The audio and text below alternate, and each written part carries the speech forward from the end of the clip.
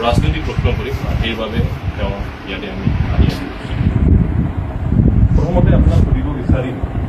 যিটো কেন্দ্ৰীয় চৰকাৰৰ লগত ইউনিয়ন যিটো আছে ষ্টেটত চলি আছে কিমান দূৰ আগবাঢ়ি গভর্নমেন্টের লগত আমার কথা হয়েছে, গভর্নমেন্ট আমার মুভমেন্ট করেছে যে আমার এই প্রস্তাবিত এলাকা কেন্দ্রীয় সেচ কার্যক্রম এটা কথা হচ্ছে কথা বর্তমান আমার কইছে যে আমি আমার প্রস্তাবিত এলাকার স্টেক হোল্ডারের লগত আলোচনা করে স্টেক হোল্ডারের লগত আলোচনা করিয়া যদি ষ্টেক হোল্ডাৰৰ কথা আমি সুধিবলৈ যাওঁ তাতে বড়ো ৰাভা অসমৰ অসমীয়া বেংগলৰ বঙালী গোৰ্খালী সকলোৱে পৰে কি ভাবে আপুনি কিমান সহজ হ'ব? মই ভাবোঁ সকলোৱে আমি মানৱ সভ্যতাৰ পৰাই যোনবোৰ একেলগে লগে জীৱন যাপন কৰি আছোঁ, গতিকে তাৰ উদ্দেশ্য কিছুমান সকলোৱে কেন্দ্ৰীয় শাসিত ৰাজ্যত সুন্দৰকৈ জীৱন যাপন কৰি আমি দেখিছোঁ যে home minister union home minister Amit শ্বাহৰ লগত আপোনাৰ দুটা ঘনিষ্ঠ তেওঁ কিমান আগভাগ লৈ আছে এই গৃহমন্ত্ৰী যেটা মানে আমাক কৈছে এতিয়া তাৰ কথাখিনি বিশ্লেষ কৰা বুজাইছোঁ, কাৰণ মোৰ বিশ্বাস গোটেইখিনি গভৰ্ণমেণ্টে গৈছে। অসমত বিজেপি চৰকাৰ সেন্ট্ৰেলতো বিজেপি চৰকাৰ কিন্তু বেংগলত টিএমচি অপজিশ্যনত আছে এই পলিটিক্যাল ম্যাথমেটিক্স না এটা তো কোচবিহার যেটা একটা কনস্টিটিউশন কোচবিহার সি ক্যাটেগরি জানিতে আছে আর এগুলোকে আছে, কারণ যেহেতু কাম করেছে যেটা কোচবিহার বিষয়ে যেখানে কথা বলছে জানি গেছে এটা সিভিল গতিকে গভর্নমেন্ট অফ ইন্ডিয়া কনস্টিটিউশনাল করব লাগবে, রিয়েল ফর্মত আনব সাংবিধানিক ফর্মত আনব লাগবে, যেটা আমি গভর্নমেন্ট আমি কৈছোঁ আর গভর্নমেন্ট এটা করে চলে আছে রিয়েল ফর্মত কনস্টিটিউশন রিয়েল ফর্মত আনব চলে আছে। কিমান সোনকালে আমি চাবলৈ পাম যে মহাৰাজ নিজৰ ভূমি পুনৰ এবাৰ মোৰ যদি কথা কয় মই তো গণতন্ত্ৰ ৰয়েছে কিন্তু ৰাজতন্ত্ৰ গণতন্ত্ৰটা জিনিসটা হয়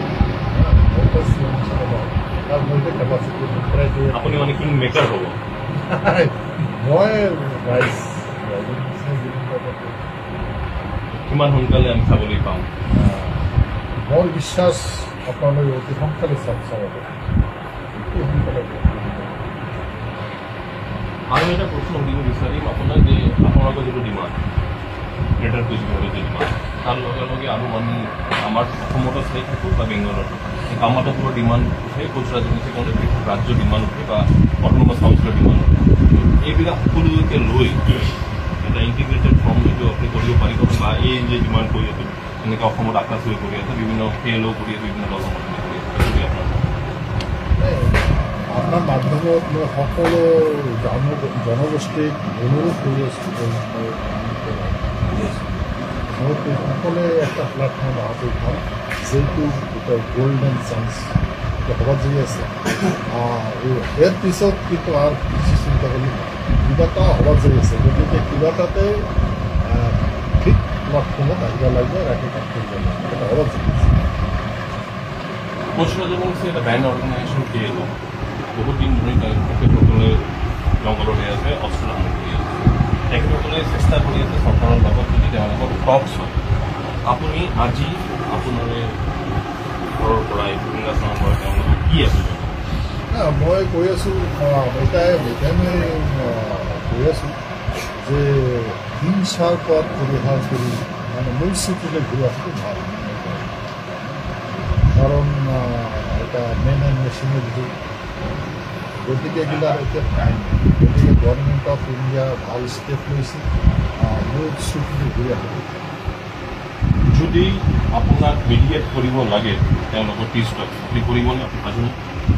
নাই মইতো কাৰণ মোৰ এতিয়া কেপাচিটি নাই, মইতো কৰিব নাপাওঁ। কিয় হোম মিনিষ্টাৰৰ লগত আপোনাৰ না না ভাল কিন্তু কথা হৈছে কি এইবিলাক মানে বস্তুটো কৰিবতে আহে নাই ভুল চুকি ভুলি আহিব সেইটো ফ্লেট দি আছে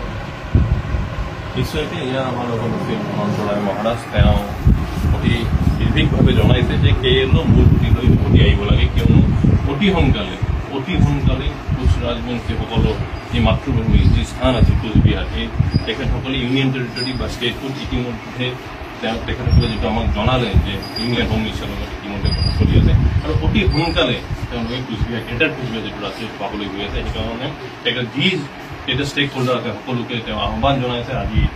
তেওঁ আসনৰ পৰা সকলোকে একজোট হৈ গ্ৰেটাৰ কোচবিহাৰৰ কাৰণে যুঁজি যাব লাগে কিয়নো অতি সোনকালে তেওঁলোকৰ এই সপোন সফল হ'বলৈ